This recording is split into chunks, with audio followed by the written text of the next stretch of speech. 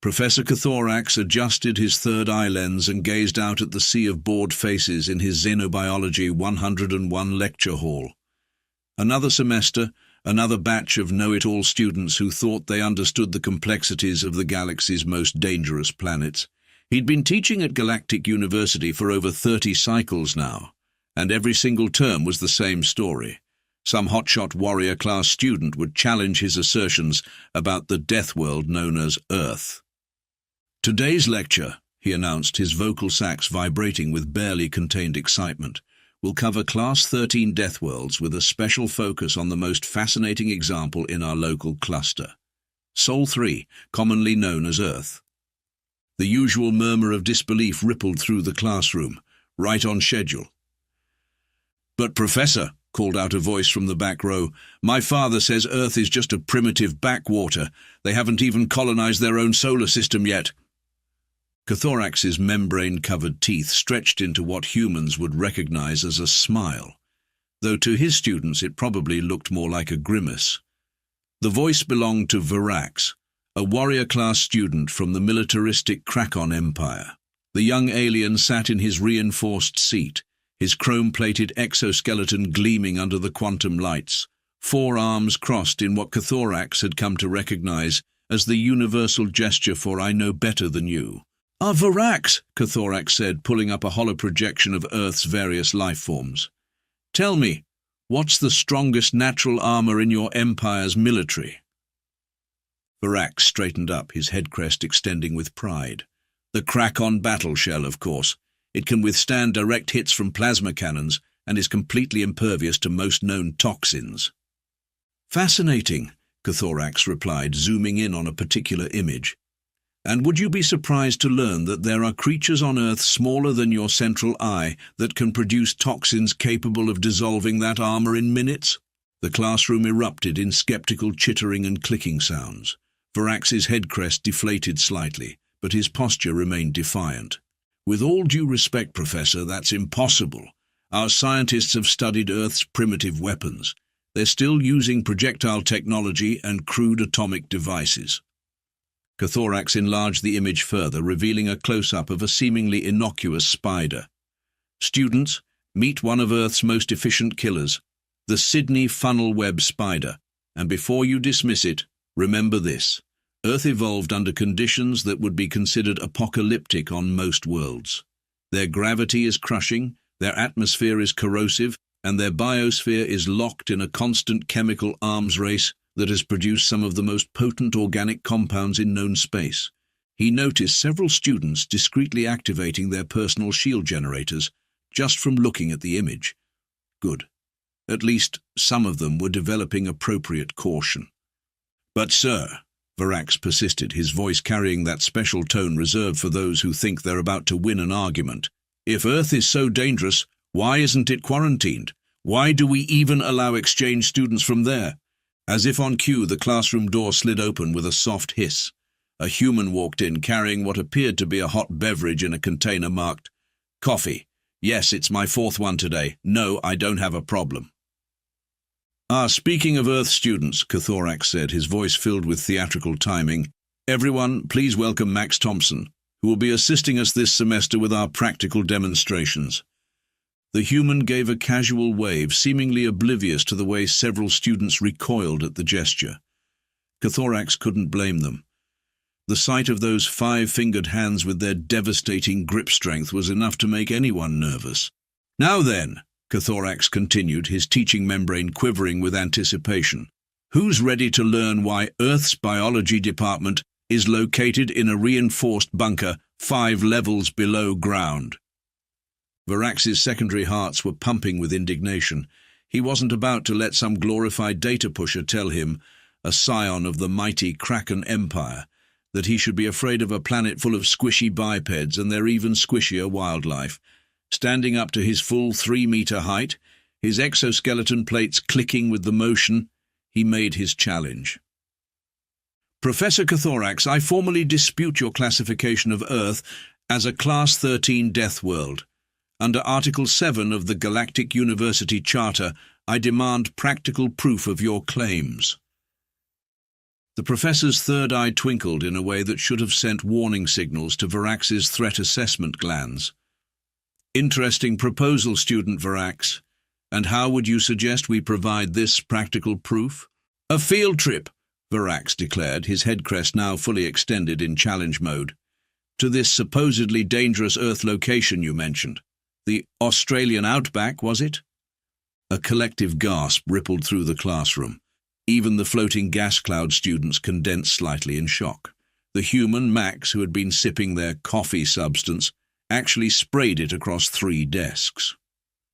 Hold up, Max interjected, wiping coffee from their face.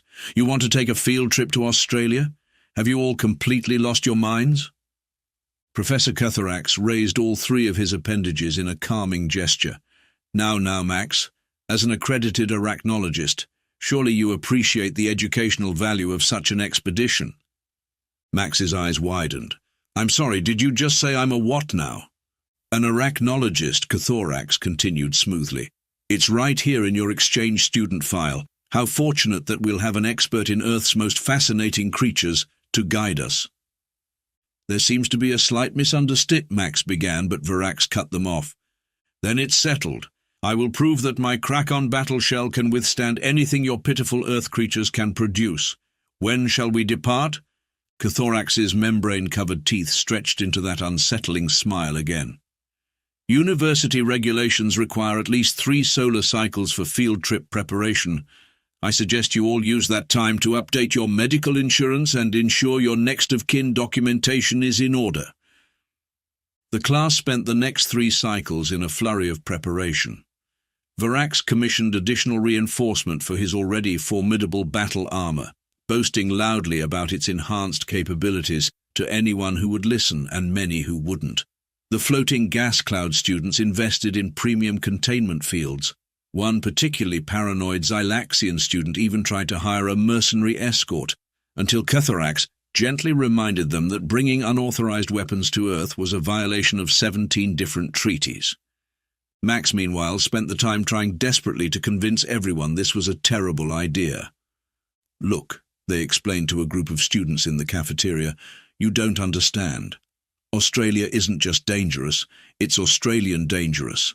That's like regular dangerous, but wearing shorts and actively trying to kill you while calling you mate. Nobody seemed to pay much attention to these warnings. After all, what could a mere human know about real danger? Several students even pointed out that Max's obvious fear was proof of their species' primitive nature.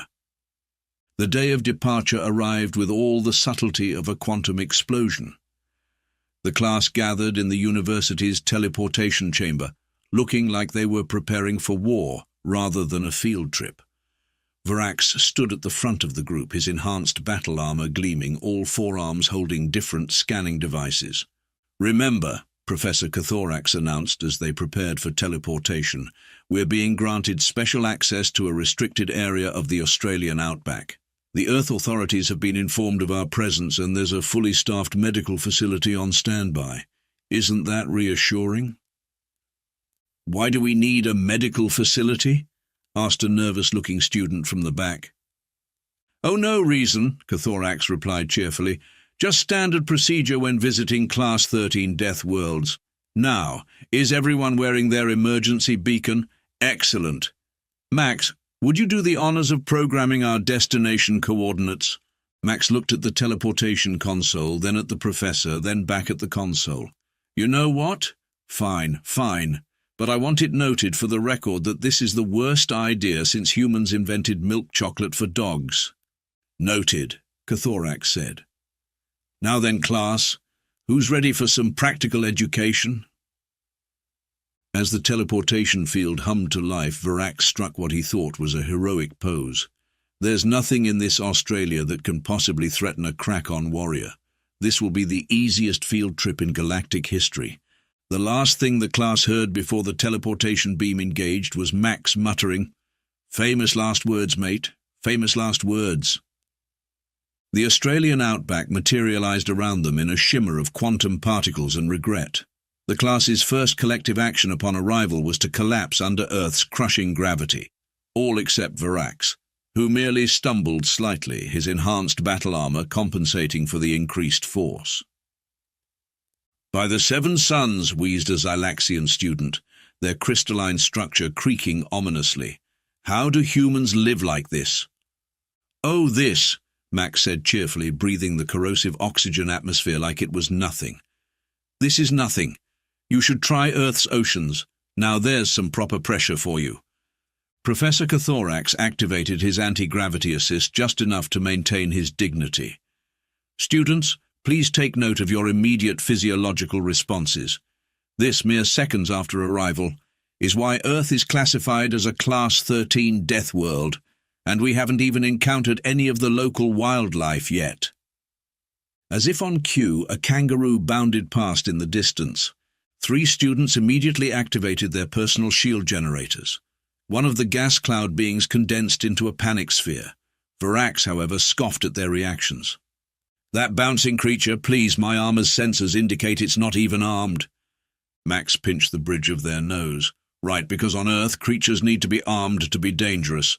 Just wait until you meet a cassowary." "A what?" "Never mind, let's just focus on finding your spider and getting this over with."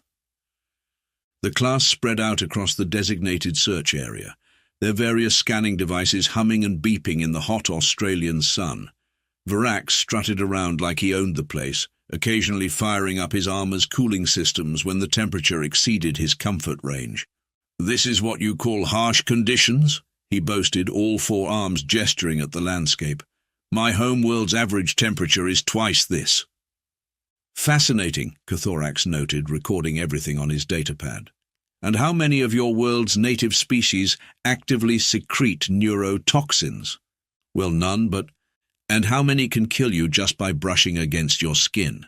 "That's not really—" "And do any of them actively seek out confrontation with beings several thousand times their size?"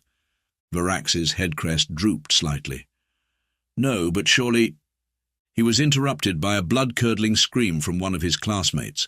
Everyone rushed over to find a Meridian student pointing frantically at what appeared to be a perfectly ordinary patch of ground.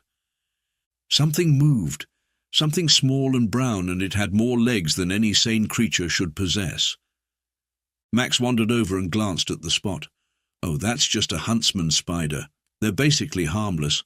Well, unless you're driving and one drops onto your face from the sun visor, then they can kill you, but only indirectly through the resulting car crash."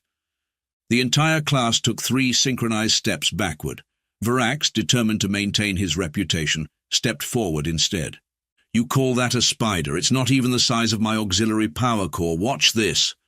Before anyone could stop him, Varax activated his armor's enhancement field and brought one of his armored feet down on the spot where the spider had been. The resulting impact left a small crater in the Australian soil. "There, now who's the dangerous one?" Max and Professor Cathorax exchanged a knowing look. "Varax," the professor said calmly, "would you please activate your armor's microscopic threat detection system and scan that crater?" "Why, I clearly eliminated the—" "Oh." Varax's voice trailed off as his sensors revealed not one, but dozens of smaller spiders scurrying away from the impact site. That's not supposed to happen." "Welcome to Earth," Max said with a grim smile, "where everything has backup plans for its backup plans, and death comes in fun-sized packages." The class huddled closer together as they continued their search, every scanning device now set to maximum sensitivity. Even Varax seemed less enthusiastic about demonstrating his armor's capabilities. "Professor," he asked, trying to keep his voice steady, "exactly how small did you say that funnel-web spider was?" Cathorax consulted his datapad. "Oh, about the size of your smallest finger joint. Why do you ask?" Varax looked down at his armor's threat detection display, which was now lighting up like a celebration during the Galactic Concordate. "No reason," he said weakly. "No reason at all." As the sun climbed higher in the sky, the class was about to learn that on Earth, it's not the threats you can see that you need to worry about. It's the ones that are waiting for you to get just a little bit closer. It happened during what Max later described as peak spider hour, That lovely time of day when the Australian sun had heated the ground just enough to make every venomous creature feel particularly enthusiastic about life. The class had spread out again, but not too far. They'd learned that lesson after the huntsman incident. Varax was leading the way, his battle armor's sensors sweeping the ground in increasingly erratic patterns as the number of small, scuttling lifeforms began to overwhelm its detection systems. "This is ridiculous," he declared, though his head crest was notably less extended than it had been that morning. "These readings must be wrong. My sensors are showing thousands of potential threats within a 50-meter radius." "Oh, the sensors are working fine," Max said, casually stepping over what looked like a perfectly innocent patch of ground. "That's just how many things in this area want to kill you. Did you know that even some of our caterpillars are venomous? We've got poisonous trees too. The trees, they just sit there, waiting for someone to touch them." A Meridian student who had been leaning against a nearby tree jumped away with a yelp. "Different type of tree," Max assured them. "Probably." Professor Cathorax was having the time of his life, his datapad practically smoking from the speed of his note-taking. Fascinating. The sheer density of lethal organisms in this ecosystem is unprecedented. Students, please observe how even the seemingly empty spaces between visible threats are actually... "Found one!" The shout came from Varax, who was crouched over a small hole in the ground. His armor's enhancement field was active, magnifying his view of what appeared to be a simple spiderweb around the entrance. "This is it, isn't it? The funnel web spider's home? Ha! Look how small it is. My armor's environmental seals can easily—" "Varax," Max interrupted, suddenly very still. "I need you to back away from that hole. Very slowly." "Why, my battle shell can—" "Now, you chrome-plated idiot!" But it was too late. The spider, apparently deciding that the large, noisy creature blocking its front door was simply too annoying to ignore, emerged from its lair with all the fury that millions of years of evolution had packed into its tiny frame. What happened next would later be described in 17 different ways in the student reports, each account more terrifying than the last. The floating gas cloud students would claim the spider moved faster than their sensor arrays could track. The Xylaxian students' crystalline structure would resonate for days afterward at the mere memory of it.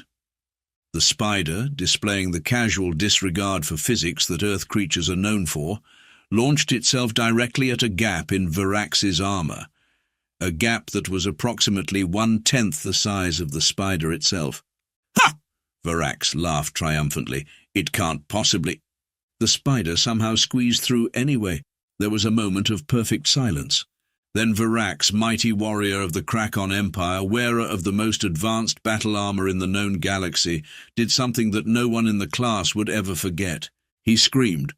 Not just any scream, this was the kind of scream that made the earlier blood-curdling one sound like a gentle lullaby. This was a scream that said, "I have made a terrible mistake, and now I am experiencing the consequences in excruciating detail." The spider, having successfully navigated the gap in Varax's armor, did what funnel-web spiders do best. It bit him.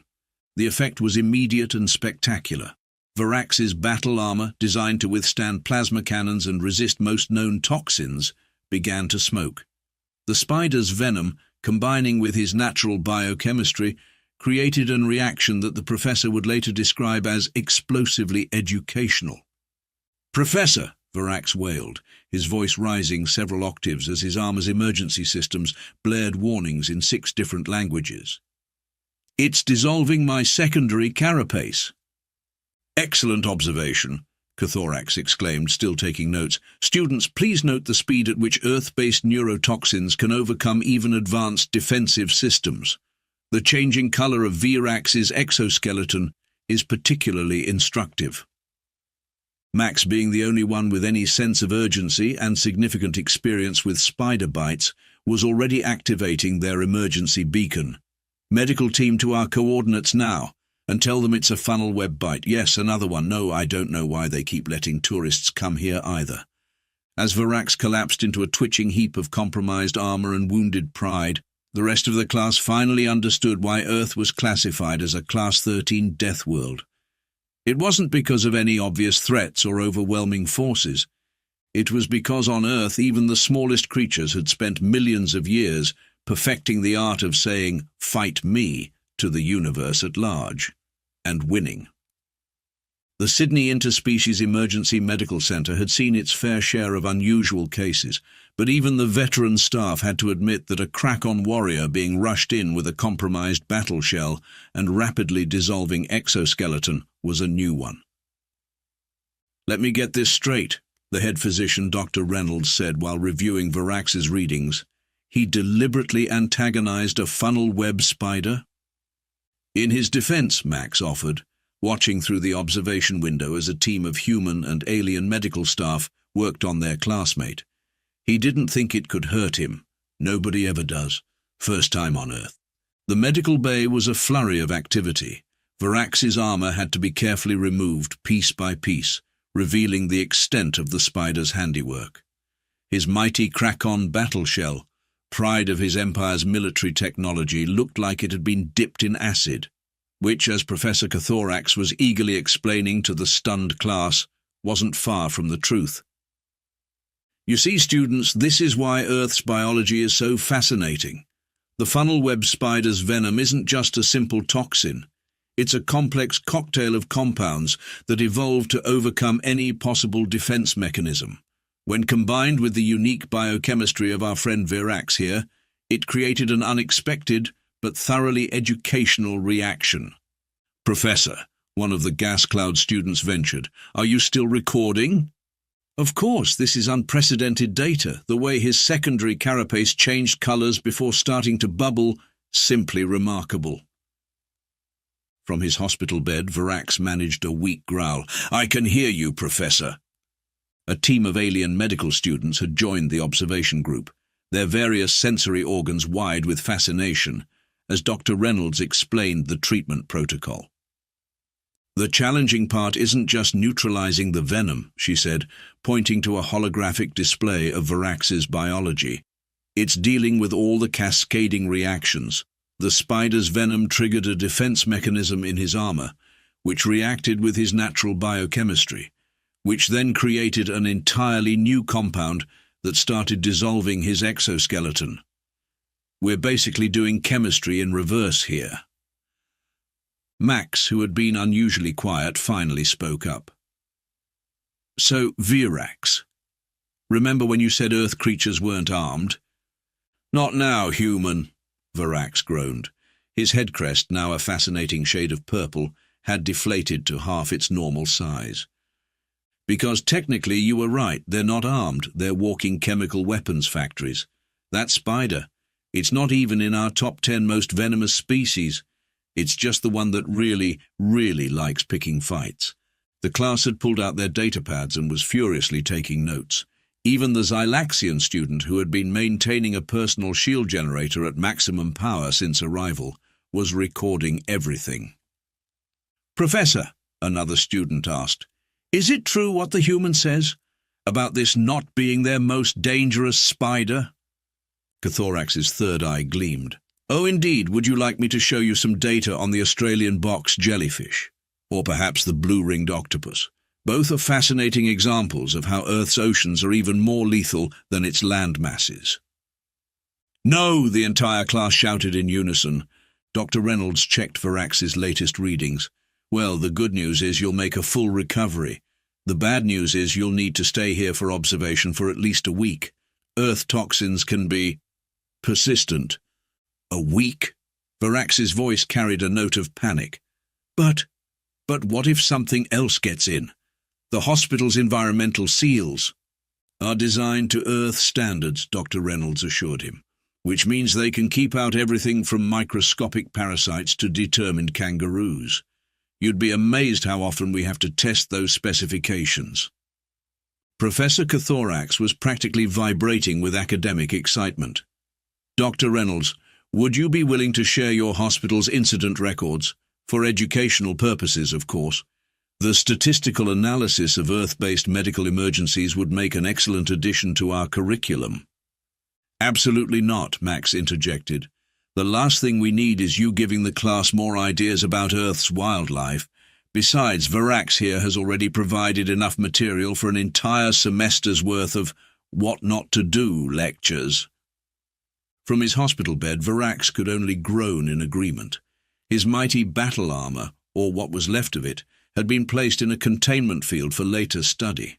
The small spider that had caused all this chaos was probably already back in its hole, ready to defend its territory against the next overconfident visitor.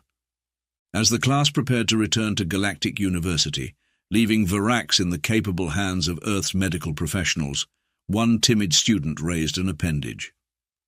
"Professor, I have just one question." "Yes? Can we do our next field trip somewhere less dangerous, like maybe an active supernova?" 1 week later, back at Galactic University, Professor Cathorax's Xenobiology 101 class had undergone some notable changes. For one thing, attendance was perfect. No one dared miss a lesson after what they'd witnessed. For another, the students had developed an almost pathological attention to detail when it came to studying Earth's biology. Varax had finally returned, his new battle armor featuring significantly improved environmental seals and what appeared to be several dozen additional layers of protection. His head crest, while fully healed, now tended to flatten automatically at any mention of Earth wildlife. "And that, students," Cathorax was saying, concluding his presentation on the field trip data, "is why proper research and respect for alien ecosystems is crucial for xenobiologists. Now, who can tell me the primary lesson learned from our practical demonstration?" Every appendage, tentacle, and sensory organ in the room shot up. "Never underestimate Earth life forms," they chorused in perfect unison. "Excellent, and why is that?" "Because 4 billion years of evolutionary arms race means everything there is trying to kill everything else," they recited. "And they're really, really good at it." Varax, who had become something of a reluctant expert on Earth's medical facilities, raised one of his 4 arms. "Professor, I've been doing some additional research. Did you know their medical database includes treatment protocols for over 10,000 different types of venom and toxins, and that's just from their native species?" "Very good, Varax. I see your unexpected extended stay on Earth has given you a new appreciation for their biological diversity. Would you care to share your hospital observations with the class?" "I'd rather not," Varax muttered, his new armor whirring as its threat detection system scanned the room for the 100th time that day. "But I will say this. I now understand why humans are the way they are. When you evolve on a planet where everything is constantly trying to kill you in increasingly creative ways, you either develop a very robust medical science or you don't survive long enough to leave the planet." Max, who had been quietly enjoying their 5th coffee of the day, gave Varax an approving nod. "Sounds like someone learned something after all." "Indeed," Cathorax exclaimed. "Which brings me to our next topic. Max, would you care to share your expertise about Earth's marine biology? I believe you mentioned something about box jellyfish." The entire class flinched. "Actually, Professor," Max said, standing up with a grin that made several students activate their shield generators, "I have a confession to make. I'm not really an arachnologist." "Oh," Cathorax's third eye focused intently. "Nope, I'm a marine biologist. Specifically, I study cone snails. You know those beautiful shells that can inject you with enough neurotoxins to kill 20 humans before you even realize you've been stung?" The sound of several personal shield generators being turned up to maximum filled the room. "And I've brought some specimens for next week's practical demonstration." Varax's new battle armor immediately initiated its emergency teleportation sequence, but not before everyone heard his dignified warrior's scream fading into the distance. Professor Cathorax watched his star student's hasty departure with all 3 eyes gleaming. "Excellent timing, Max. Now, class, please note how the mere threat of encountering another Earth species triggered a flight response in our previously overconfident colleague. This is exactly the kind of healthy respect for Earth's biodiversity I've been trying to instill." As the rest of the class edged nervously toward the exits, Max pulled out a small container. "Don't worry, they're just shells. The snails themselves are safely back on Earth. Though I should mention, one of them did escape during transport. The lecture hall cleared so quickly it set a new Galactic University record. "Same time next week?" Max called after the retreating students. "I'm thinking of doing a presentation on blue-ringed octopi." Professor Cathorax's membrane-covered teeth stretched into that familiar smile. "Max, I believe this is the beginning of a beautiful academic collaboration." "Thanks, Professor. Though I do feel a bit bad about Varax. Should we tell him the shells are just for show?" "Eventually," Cathorax said, already planning next semester's curriculum. "But perhaps after he submits his thesis on survival strategies for Class 13 Death World encounters. I hear he's become quite passionate about the subject since his practical experience. Somewhere in the distance, Varax's battle armor was probably still scanning for cone snails. But that's the thing about studying Earth's wildlife. It's not paranoia if everything really is out to get you." And somewhere in the Australian outback, a small spider was probably telling its friends about the time it took down a warrior 3,000 times its size. Though, being Australian, it would have ended the story with "No worries, mate, he was asking for it."